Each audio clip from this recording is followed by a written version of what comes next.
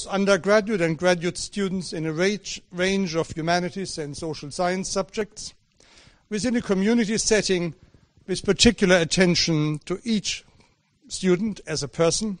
Our community consists of Benedictine monks and nuns and of men and women from different religious backgrounds or none who study and work together and who share one common table.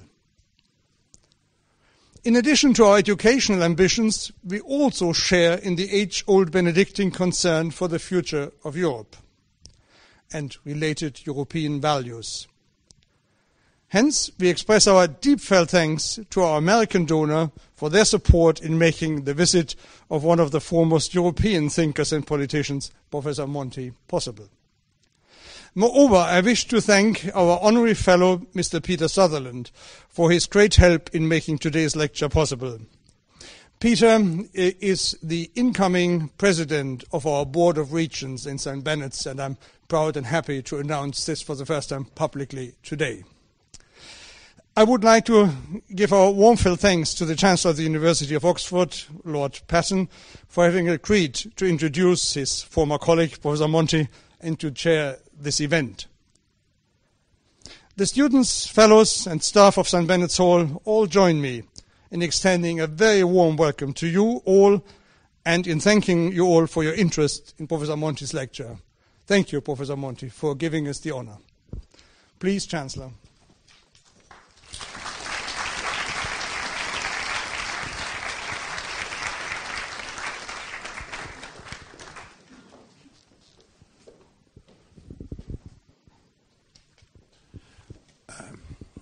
Master, Mario, ladies and gentlemen, it's a very great personal pleasure as a friend and a great privilege as Chancellor of the University to welcome Mario Monti here this afternoon.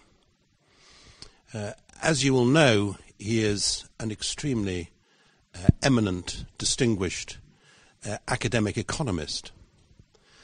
I think it's the case that he is one of the few economists to whom Margaret Thatcher ever listened with some attention and without interruption. He has been an outstanding public servant in Europe. He was a member of 2 European commissions, dealing with policy in some of the most difficult areas, the internal market and competition. And he earned the title of Super Mario during the course of that work. He has been Prime Minister of Italy at a particularly difficult and sensitive time, and has always shown huge personal and intellectual integrity and commitment in all the jobs which he has done. So, I repeat, it is a great pleasure to welcome him this afternoon, not least thanks to the encouragement of Sir Peter Sutherland, whom we're delighted will be associated more closely with St. Benet's in the future. And I'm now delighted to ask Mario whether he will address us, and at the end of his remarks there will be time, I'm sure, for questions as well as ecstatic applause.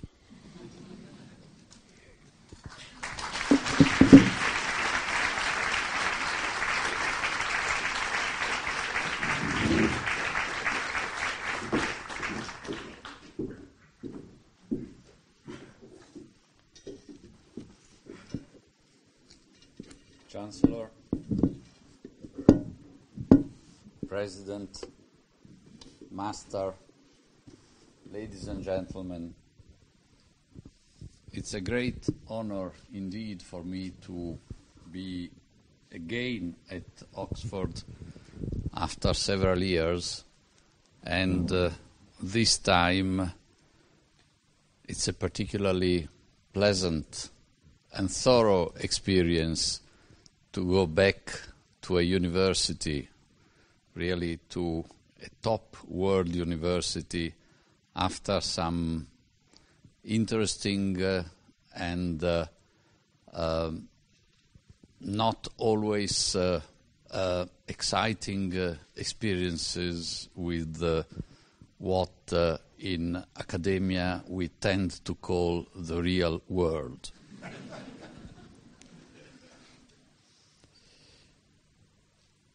I am particularly honored and pleased to have been first called, offering me the possibility to be here today by Peter Sutherland, who becomes today president on St. Benet's College. Like Chancellor Patten, Peter Sutherland is one of the few personalities who really exercised, though I cannot claim to be younger than them, great influence on my life and on some of my choices. One of my choices is to try normally to be rather outspoken. Perhaps for that I proposed here the rather unpleasant to many of us title, Reflections on European Disintegration. We have all been brought up working for, reading on, fighting for European integration. Is it a sign of good taste to reflect on European disintegration? I don't know, but I believe it is healthy, because I believe it's better to face certain phenomena up front, and I see many signals of European disintegration, and I believe that from an analytical point of view as well as from a political point of view, it might not be a bad idea to behave as if those signals were really there, as I believe they are, and might evolve into stronger signals. Where do I see signals of European disintegration? Well, first of all, maybe the phenomenon is much, much broader than the European Union alone. I believe that the peak of the phenomenon that we call globalization has been reached. We know that there was a first peak, according to economic historians, around 1914, but in the more recent phenomenon of globalization, many of us were thinking that the phenomenon was going to be simply irreversible and exponentially projectable onto the indefinite future. We have seen many, many signals of this disintegration in many regions of our world. In the globalization process itself, if we think of the most global institution of all from an economic point of view, the World Trade Organization, to the forerunner of which Peter Sutherland gave such a fundamental contribution, we see that in recent years it has become incredibly more difficult than in even the recent past to proceed with multilateral efforts to liberalize trades and other aspects of common economic life. In Europe, I believe that disintegration is a phenomenon that needs to be looked at under many different angles, just as integration was a very intensive and highly absorption notion until it was clearly proceeding in the European context. I remember that 5 years ago, when the President of the European Commission, then José Manuel Barroso, asked me to prepare for him a report on the future of the single market, I reflected and I wrote about some fatigue or several dimensions of fatigue that the European construction was incurring into. By the way, the birth of the real single market is really a business for British and Milanese, because the jump forward in the construction of the single market took place in late June 1985 at the European Council in Milan, chaired by Italy, the Italian semester of that time. The newly appointed commissioner was Jacques Delors, and the commissioner he had appointed for the single market was Lord Caulfield, a close political ally, if that word is appropriate, next to an imperial personality like Margaret Thatcher, to Margaret Thatcher. And the nice episode to which Chancellor Patten referred concerning Mrs. Thatcher listening is there. It was September 1980, but I don't want you to magnify it because of the authority of the historian who made reference to it now. It was just a few minutes, but it was a typically Thatcherian style consultation of a few foreign economists that she ordered the governor of the Bank of England to hold at the bank, dissatisfied as she was at the time of the conduct of monetary affairs in this country, and to make it clear to the Bank of England, to us poor foreign experts, and to the public opinion that she really wasn't happy about the state of monetary policy in the UK. At 5 p.m. she invited us, but not the governor of the Bank of England, for tea at number 10. And during this working tea, she listened to Professor Karl Brunner, to other distinguished, much more distinguished than me, monetary economists from rather virtuous countries, and then it was my turn, and in a few minutes I explained why Italy too was trying to make some efforts to gain better control of the supply of money, and she was apparently more interested in the Italian experience because she conveyed with the body language that she was interested in perverted, malicious, disorderly political context where it was more important than ever to regain some control over public affairs. And I will close the Thatcher chapter of my reflections on European disintegration, mentioning another moment. Yes, so the single market is really a British intellectual and political project, occasionally born in Milan with that European Council.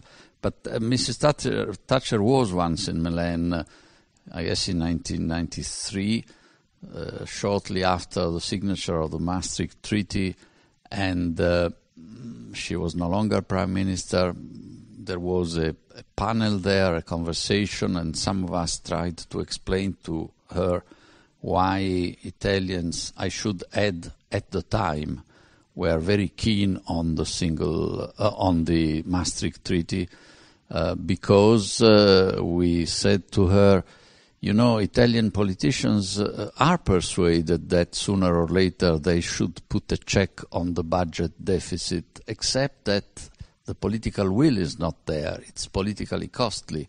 And we do not dislike external constraints like the Maastricht Treaty to make that. And she said, oh, now I really understand why in Italy, but also elsewhere, in countries like you in Europe, I see a sympathy for the Maastricht Treaty. Because, let me see whether I got it right, because politicians know that they should do certain things, but they're not strong enough to do those things. Exactly, Prime Minister.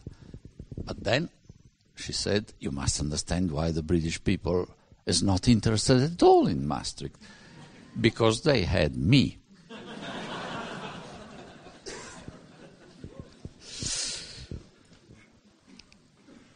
In that report to President Barroso 5 years ago, I referred to an integration fatigue and then a market fatigue. The integration fatigue had been visible for years already, well before actually the financial crisis which exploded into 2007. If we go back to 2005, the debate in France and the Netherlands on the ratification of the constitutional treaty, we remember the syndrome about the Polish plumber and other aspects of popular almost revolt against the degree of integration that already had been achieved, compounded maybe with the enlargement which was about to come of the European Union towards the East, which was making up a mixture that was considered unacceptable, particularly at the lower levels of society. But at that same time, at the very high level of societies, corporate CEOs, one could also detect an integration fatigue if one thinks of the discussions about the takeover directive, where particularly the business who had always been pleading for the single market and fighting for it thought that maybe the single market had reached a bit too far, because the Commission wanted to introduce a directive to make the market for corporate control really open and contestable. And one could see then the most eminent CEOs of particularly the countries which like to try to have some sort of industrial policy, going to their governments and warn them about the likelihood that some historical names of companies in certain countries might fall under external control. So at two different levels there was already an integration fatigue. But then came the market fatigue. What is the market fatigue? Well, in 2007, 2008 came the financial crisis beginning in the US, of which for a while we thought would be immune. That wasn't really the case. And possibly not in this country, but in many other countries, the second thoughts, the skepticism, the misgivings against the market economy came up quite strongly. And people were reflecting whether it's really a good idea to have an integration project that is and was so much based on the market that it was initially known as the common market. So if the faith in the market is somewhat shaken, of course that may shake the foundations of the project of integration built on the market. And in different degrees, there has been a reconsideration against the market, or at least against certain manifestations of the market. Now, it was already visible at the time that there was also a transformation of the morphology of national politics in so many of our countries, because movements that we tend to call nationalistic or populist were creeping up virtually everywhere, and they were against integration, they were against the other, the different, including from within the European Union, be it people or products or services. Never capital, because that tends to be welcome, at least until it takes the control of important companies from one flag to the other one.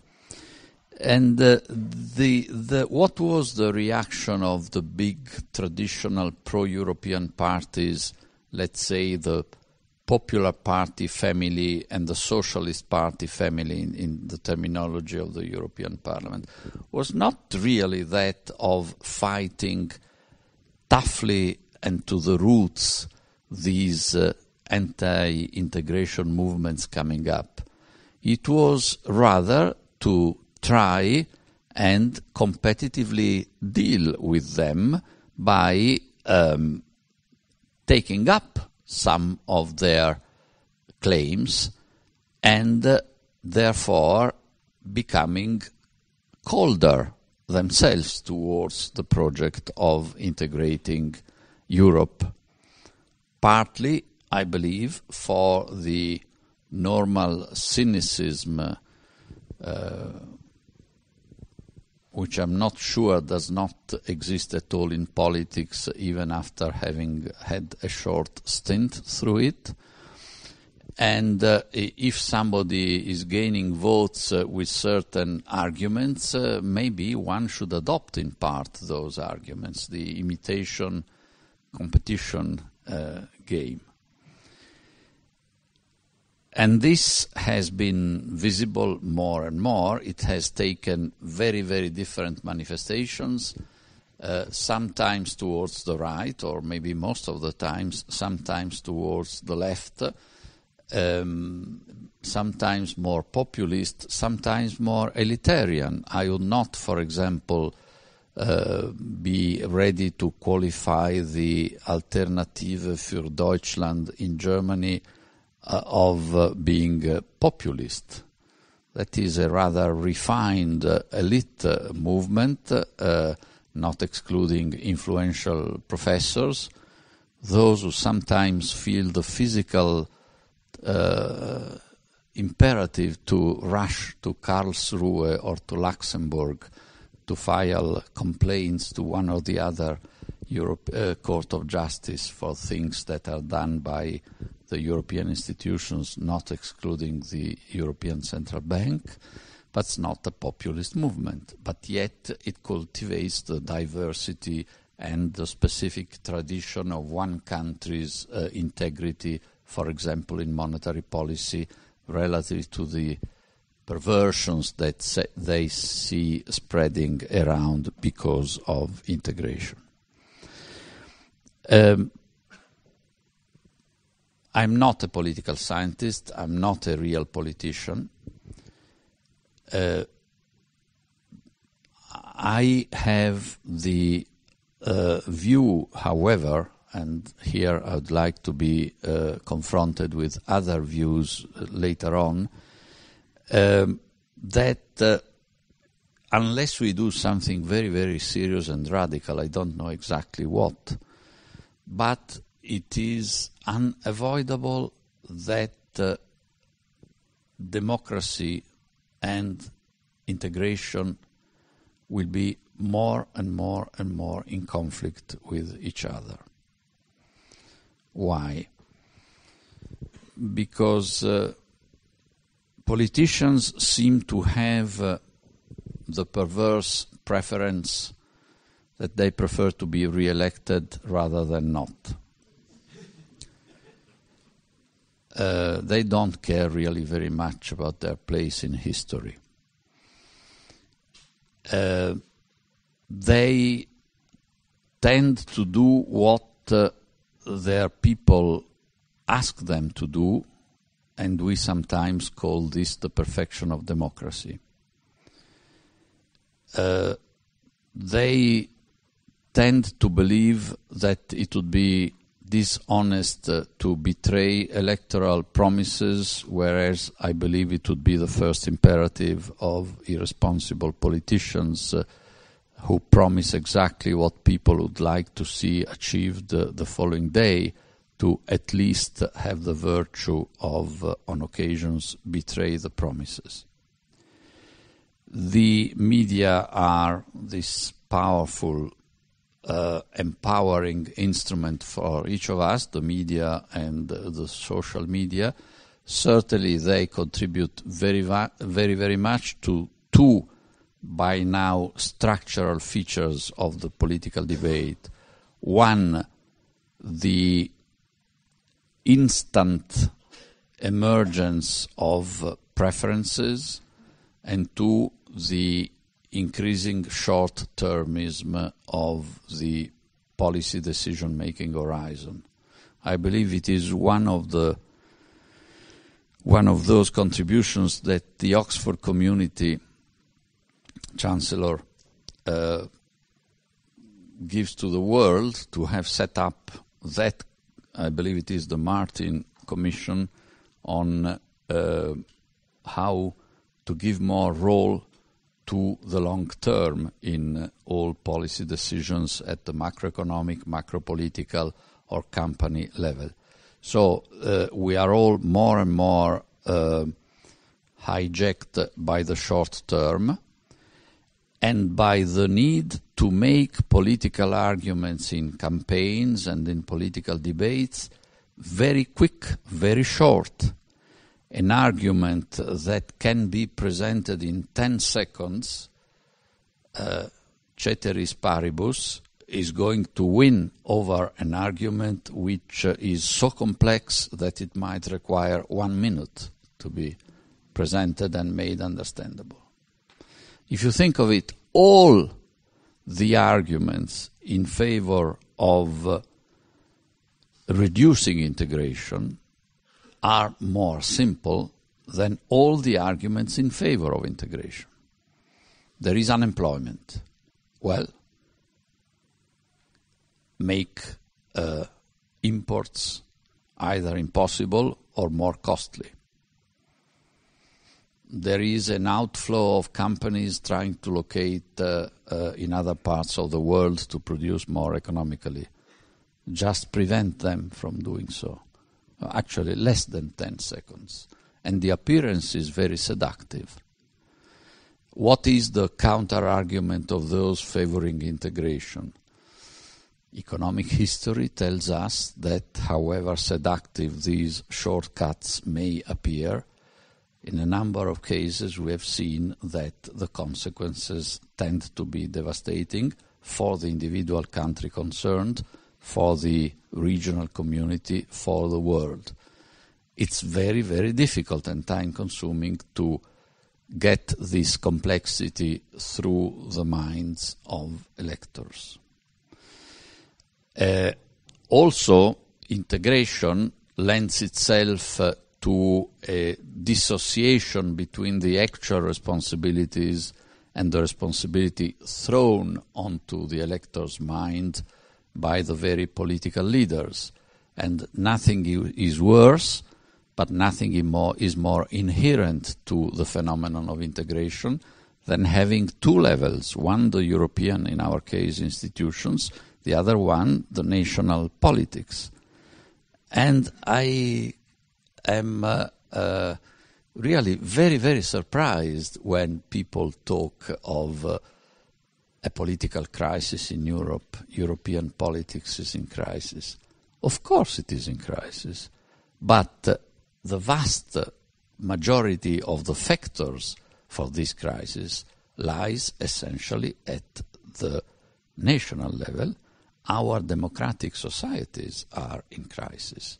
We don't want to go the Chinese way because we love, rightly so, our democracies, but we don't want to be so responsible in our political behavior as politicians, as electors, as commentators, as would be required for our democracies to remain a bit long-term oriented, so as not to leave China as one of the few countries which is able to cater for the long term, because it does not have this democratic structure within itself.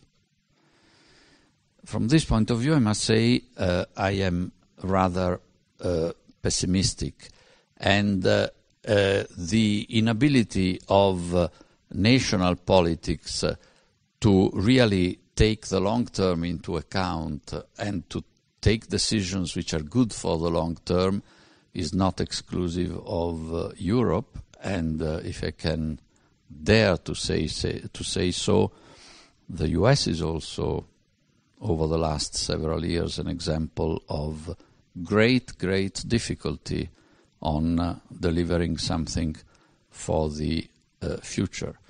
And my impression is, again, I'm no political scientist, that under the new circumstances of individual countries having to cope with globalization,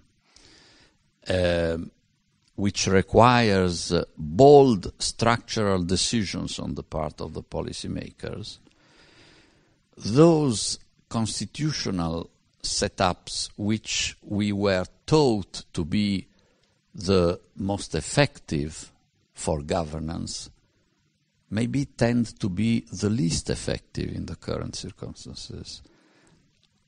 I refer to presidential systems. In Italy, there are still some nostalgics of an idea which was a majority idea a few years ago, and that luckily, in my view, was not implemented, of transforming into a presidential republic. The two main examples are France and the US. I just made a hint to the US. France is more involved in European integration. It has a constitutional model which really makes believe the President of the Republic and those who elect him that he or she has power. Each of the recent presidents of the Republic, after 2 or 3 months in office, have been saying, but is it normal that I, having been elected head of the state and of the government by a vast majority of citizens, cannot do what I believe to be in the interest of my country because there are European rules? So the system of the Fifth Republic is very congenial maybe to an empty chair in Brussels, or at any rate to a system where sovereignty was believed to be an unconstrained manifestation of power. Which countries have done relatively better? Those whose constitutional system does allow, on occasions, for a broad cross-party effort. Call it Grand Coalition in Germany, call it government of national emergency in Italy. I could spend time, which is running fast, saying how whatever Italy has been doing to come out of the financial crisis without any international rescue, whether it was good or bad, enough or not enough, was done, but none of the things done could have been done without a an emergency grand coalition, which put together things that were traditionally unacceptable to the left, things that were traditionally unacceptable to the right, and in a bundle there was approval of these things in a matter of a few weeks, also helped by the emergency. And maybe countries which have the virtue of being more classical, pendular systems between right and left, whatever these terms may mean today, do not have this ability to cope with moments where an effort is needed so large that it can only become realistic if its cost is spread politically onto wider shoulders than just the left at the moment and just the left at the right moment. So, as you can perhaps see at this point, I believe that the relationship between national politics and the topic of European integration is very complex, but all these dimensions are relevant. Is disintegration, which is potentially there, which is coming up in so many respects, inevitable? I believe not. I believe it is possible to reassert integration. Certainly it's difficult to reassert integration and to achieve policies for further integration, scrapping a number of things that Brussels shouldn't be doing, etc., etc., but in the core topics to proceed with more integration under the conditions of democracy. It occurred to me recently, what is probably the most important act of European integration? To me, that is the Schuman Declaration of May 1950, saying simply, Germany, France, Italy, Benelux countries, get your instruments of war together, create a coal and steel community with supranational powers. That was a few years after the end of the war.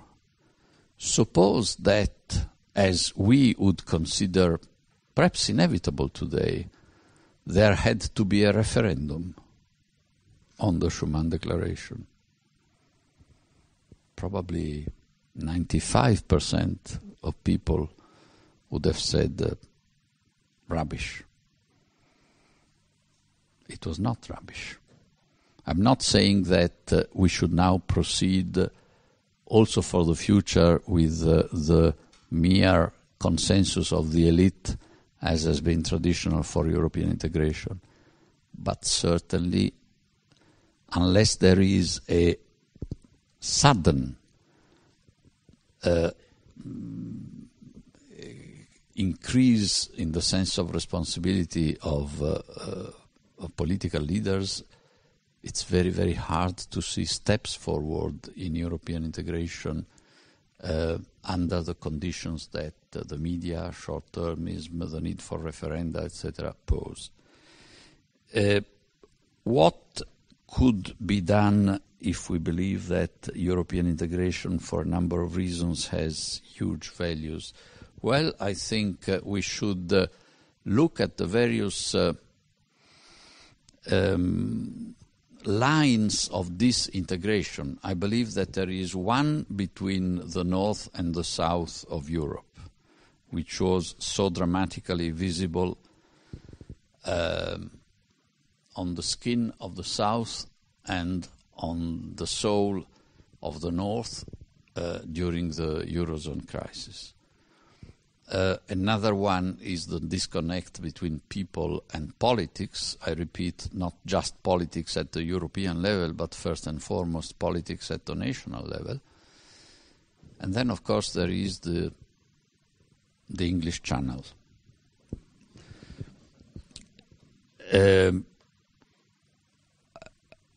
I believe that all forms of fractures to be remedied need specific actions of a psychological, political, and economic nature, and an habilitating context. The habilitating context is economic growth. It's much, much more difficult to remedy to these fault lines of disintegration unless there is more growth. At the same time, what could bring more growth to the EU or to the Eurozone? I believe there should not be a fundamental, a revolutionary change of the policy framework for the European Union. But 2 or 3 main changes, yes.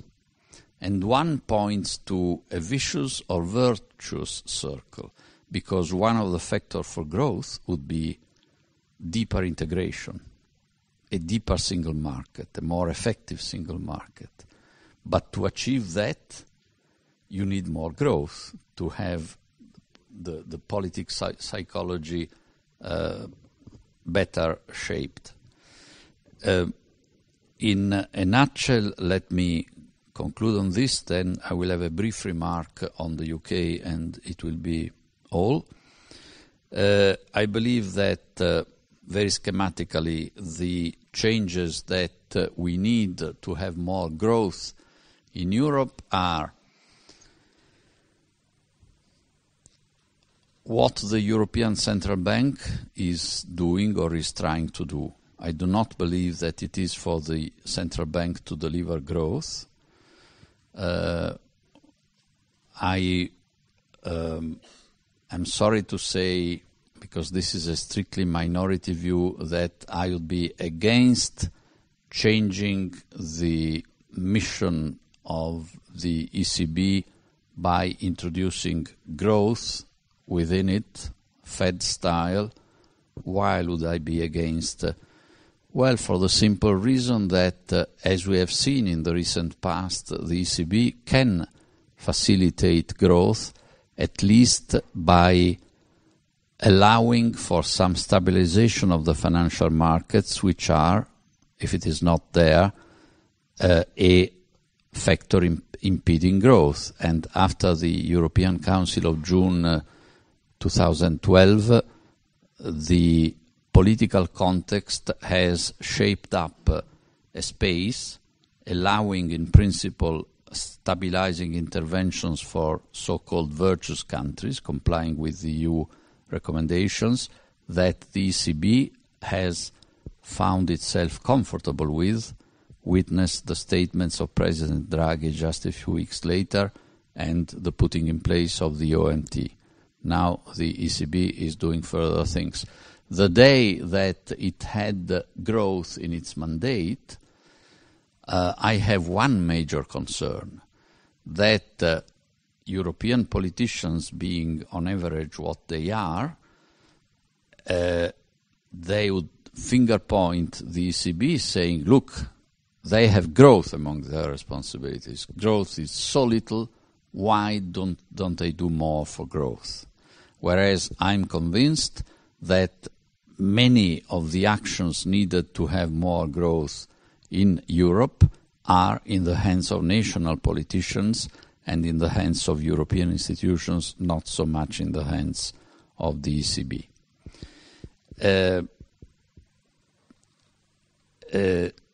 The two major areas for action for more growth in Europe, besides the broader issues like the transatlantic trade and investment partnership, but within Europe, are, in my view, one, a slightly different context for fiscal policy, not with a radical revolution putting the German approach to fiscal discipline in a corner, but a more carefully carved out role for public investment. We know that for Germans, economics is still a branch of moral philosophy. And we know that it's useless to push them with an aggregate demand proactive behavior by the public sector deficit. But we should all push them where they are wrong, even under their moral philosophy model. Namely, there is one component of public demand, which is, yes, alas, demand, which therefore can generate growth, which growth should be only the reward of morally good behavior under that view. But is demand, but at the same time, public investment, seriously defined public investment, is demand, but is also the premise of greater capacity supply in the future. And it does not make any sense morally, no Keynesian considerations, but morally, it does not make any sense to do what Germany does at present, namely to have the possibility to borrow in the market at 0.5, 0.7% on a long-term basis, to put the proceeds into modern infrastructures of which there is a lack even in Germany, that would allow the respect, not the betrayal, of future generations, which would be served with a higher stock of productive social capital, costing very little and producing internal rates of returns of 3, 4, 5%. So the moral argument shifts and becomes really immoral. And I believe that now that the Juncker plan has magically reintroduced the word investment in the policy debate in Europe, but will have limits in terms of quantities and slowness in delivery, the European Commission should, in my view, go down not so much the road which is liked by France, Italy, and a few others of more flexibility. Flexibility is something that, called differently, becomes, each time that the Commission does the enforcement of the Stability and Growth Pact, an exercise in political discretion which may have different outcomes depending on whether it is for a large country or for a small country. We need some changes in the rules so that afterwards there could be an inflexible enforcement without damaging the economy, and the main change, I believe, concerns public investment. And then, of course, the single market. Why the UK is at the heart of the reflections on European disintegration, but also holds the key towards a sounder step forward in European integration. Well, I was at the European Council when the fiscal compact was negotiated, and the British Prime Minister wanted some concessions from the rest of us in order to compensate the political cost for him of going through a ratification of the treaty at home. What he was asking for was something that none of us could accept, because it was a backward step in integration, namely safeguarding the City of London from any future regulation of financial services. But suppose for a moment that in the true British mercantile spirit of Lord Caulfield, the next time round, before the referendum perhaps of 2017, the UK Prime Minister asks, proposes that we should all be more serious about the single market. For example, giving the Commission in the area of the single market the same powers of enforcement that it has in the area of competition, so that there is no need to wait 5 or 6 years before a restriction to the single market is taken away. And a clear time calendar for the completion of the single market for services, the digital economy, the professions, energy. Well, the UK, in my view, could sell very well at home the fact that it continues to follow a line of supporting the material interests of the British economy, which is a great economy in services across the board, not just in financial services. By so doing, it would raise the flag of the single market. It would find itself, after I don't remember how many years, on a high moral ground in the European debate.